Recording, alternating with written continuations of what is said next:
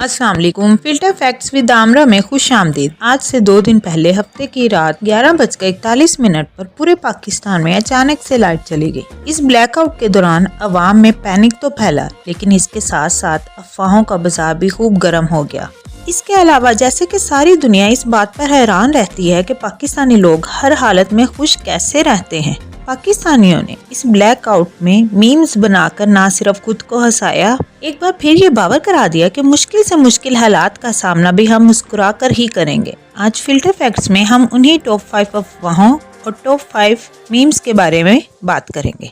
अफवाहों के बाजार में वो अफवाह जो 5वें नंबर पर है वो है मार्शल लॉ लगने की।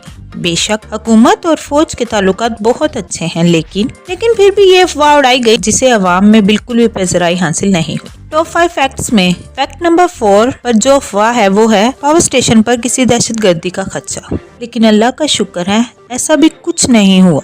टॉप 5 फैक्ट्स में जो अफवाह तीसरे नंबर पर है वो है कि शायद जंग लगने का खदशा है। पिछले कुछ दिनों से पाकिस्तान और इंडिया के दौरान कशीदगी चल रही और ये अफवाह काफी हद तक गर्म रही। टॉप 5 अफवाहों में जो अफवाह दूसरे नंबर पर सरगर्म रही वो थी कि दफाई लिहाज से पाकिस्तान कुछ कर रहा है जिस मकसद के तहत पूरे मुल्क में बिजली को बंद किया गया है। इस अफवाह के बारे में मैं बस यही कहना चाहूंगी कि अगर ऐसा था तो ये बात एक राज है और हमेशा राज ही रहनी चाहिए। ये अफवाह नंबर 1 रही कि किसी फनी खराबी की वजह से ऐसा हुआ और हमें ये दुआ करनी चाहिए कि आगे कभी भी ऐसा कुछ ना हो। बेशक इस ब्लैकआउट के बहुत से नुकसानात हैं। इस ब्लैकआउट के दौरान पाकिस्तानी कौम ने बता दिया कि वो एक जिंदा दिल कौम है।